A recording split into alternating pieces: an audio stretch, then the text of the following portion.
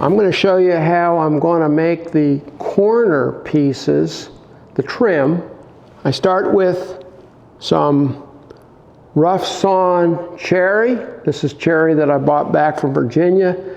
I had milled it myself and dried it in my solar kiln. So it's down probably around 8% moisture content right now, which is a little drier than we really want for what we're going to do here, because we're going to do steam bending. With steam bending, ideally you start with air-dried lumber that is somewhere between 20 and 30% moisture content, so that the cell walls of the wood are saturated with water, and that way they heat up. Because in steam bending, what you do is you heat your wood up until the lignin, which is kind of the glue that holds the fibers together in wood, the lignin softens. And when it softens, you can then bend the wood and the fibers will slide along each other. And then when you let the wood cool and dry, that lignin sets up kind of like glue and keeps the shape of the wood. But I'm going to go from that plank to this blank, which is just a 90-degree bend. It's a 90-degree angle cut. It's 1.25 inches on a side and about 1/4 inch, a little over 1/4 inch thick. Very stiff, doesn't want to bend. I'll go from that to a bent lamination, or excuse me, a steam bent piece like this. This piece is what used to be on the inside of here, that I now use as a caul for my bending process.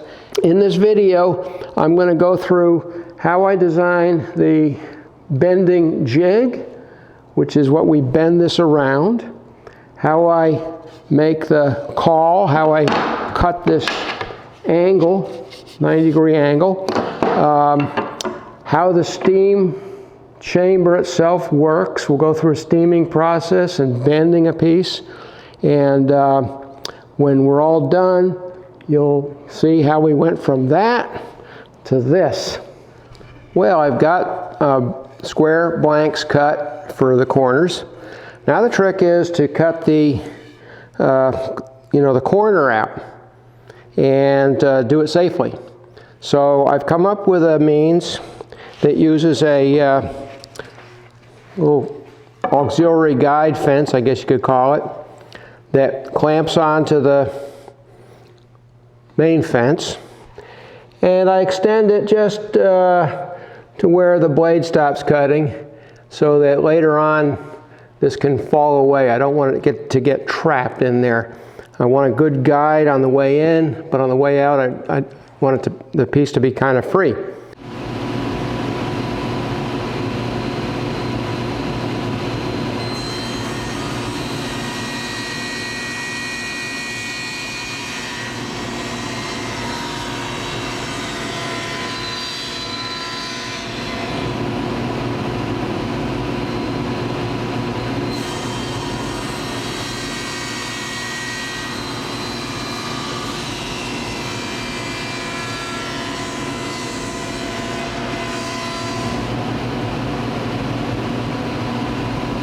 Now I have to make the bending form.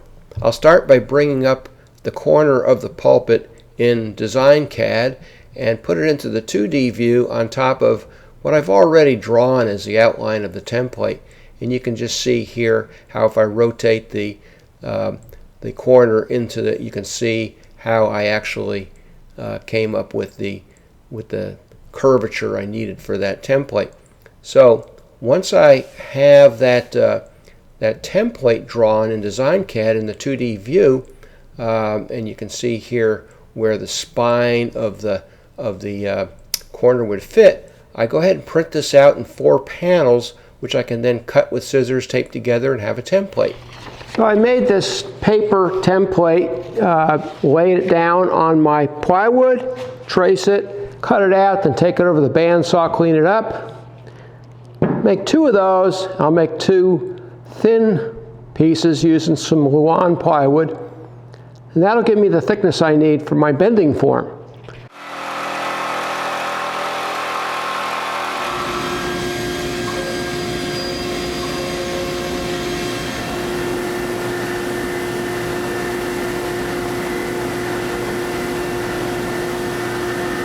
before I screwed these together, I cut a bevel on the edge of each of these. I'll show you in a minute how I did that. And then I screwed and glued these together, so I have a form that has a big 90-degree V going down the side, which the idea is that the blank will go in here, and once it's been steamed and it's plasticized, it'll bend around this form.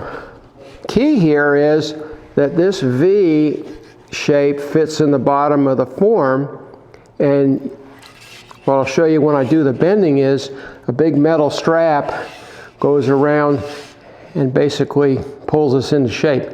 Now I don't want this to deform, so I make a little insert that goes in here so that the strap bears on a nice flat surface instead of bearing on these two corners and possibly deflecting them.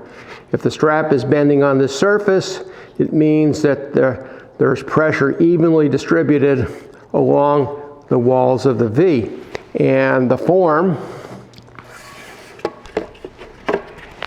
also evenly distributes the pressure along the V. And that way I don't deflect this V and cause a crack down here in the vertex. You may recall this is the square blank that got cut out of this on the table saw. Okay, so what I'm going to do is I'm going to cut an angle and basically cut off a section of this that will be the same cross section of this little piece that I have from the last bend I did. The way I do that is on the bandsaw. I've got my bandsaw set up with a 45 degree angle on the table. Got the fence here. The fence is set up so that it'll cut that blank.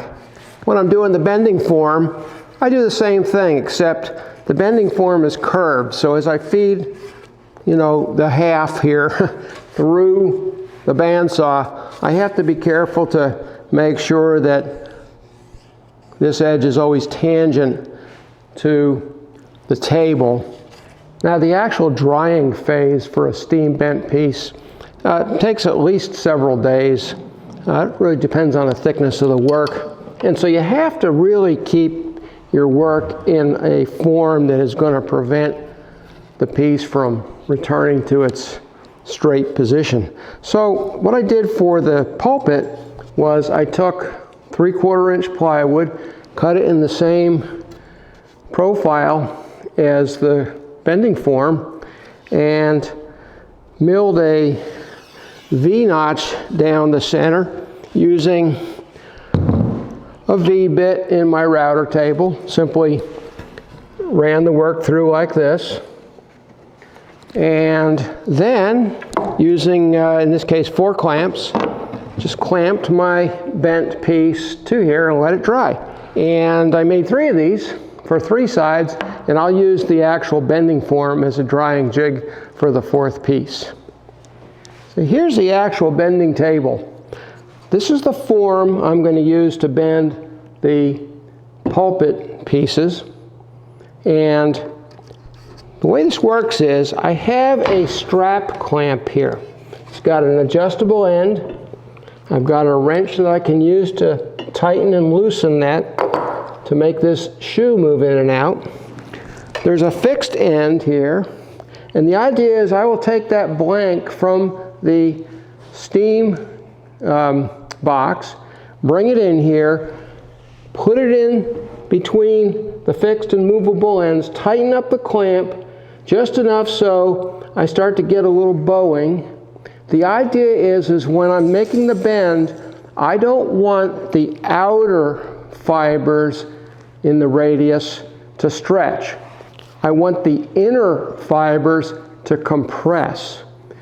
Wood fibers can compress quite a bit. They slide along one another, and when the lignin cools and dries, the fibers keep that position. But if you try to stretch wood fibers, there's not a whole lot of fiber overlap to prevent them from just separating. And when they separate by stretching, then that's when you get a break.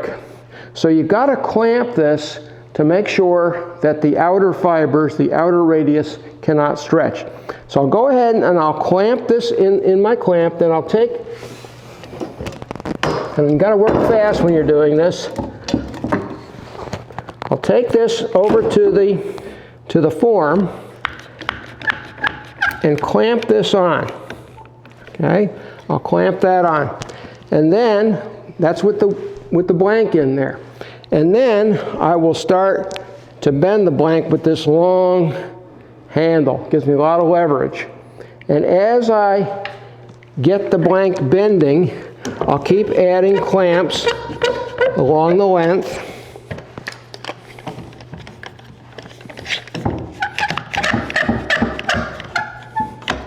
Until I finally get to the very end. Unfortunately, I won't be doing this with a microphone tomorrow, or when I do the bend, because the cable keeps getting tangled. I'll tighten that up, then I'll come back with really strong clamps and go ahead and reclamp everything, and I'll let that cool. Probably a half hour, 45 minutes of cooling while the next blank is heating up inside the steam box. Once it's cooled, then I'll quickly reverse my procedure, remove the blank, and put it into the drying form that I showed you. Well, this is my steam box setup. I built it, I think, like 10 years ago, but it's just a wooden box. I used some pressure-treated plywood. Inside, there's some dowels that you can lay the material on so that the steam gets all around it. I even built a little relief hole on the top here. Got a propane tank hooked up to a burner. Got a 5-gallon tank. Cut a hole in the top, filled it with water, and then I can just put the pipe that I mounted on the bottom of the steam box, just fits down in there so the steam comes up through the pipe out the box. I've got the box tilted just slightly back so that condensate will run back into the tank. Okay, I've taken these blanks and I put them in a tub of water. I'm going to leave them there for a couple of days. Hopefully absorb a little bit of moisture. What I'm hoping for is if there's a little bit of moisture in the wood, it'll help retain some of the heat from when I take these out of the steam box and bring them over to the bending form. The hotter the piece is at the bending form, the more likely the lignin is going to be plasticized and the bonds will break. Now, just to check, I've weighed some of these. There's one piece, 218 grams. Before I put them in the steam box, I'll reweigh them and get an idea how much water was absorbed. It'll also help me understand once these dry, if they're truly dry. If I'm back to these weights after the drying period, then they're dry. Well, here's one of the blanks. It's been soaking in water overnight for about 24 hours. And this is for the Pulpit. And I weighed it in at 218 grams. That was dry. Now let's see what it weighs wet. I'm showing 254 grams. Okay, so let's see. So that's about what, 36, 37 grams change? Okay, so that works out to be about 16.5% increase. So 36 grams divided by 218, 16.5. Okay, so that's approximately the percent of change due to water.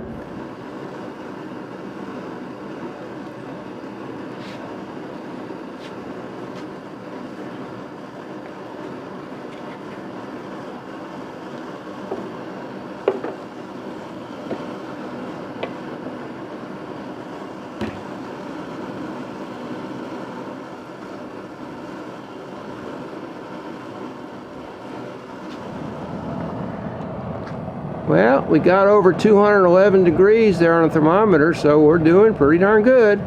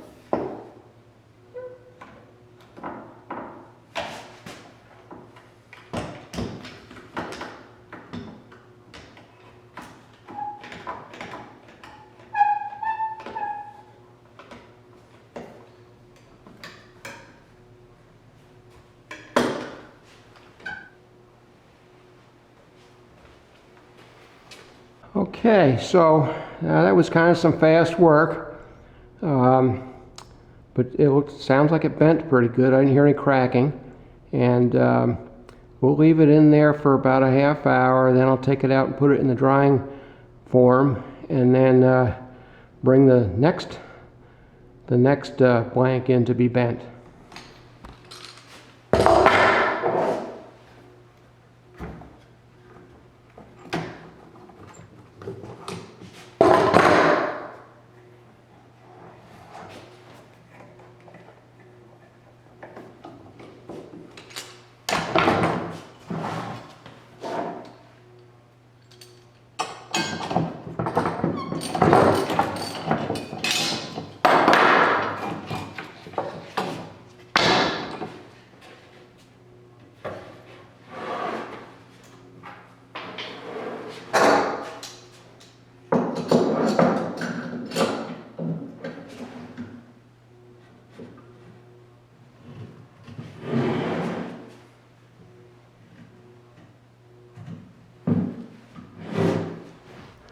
Well, here's the fit on the pulpit.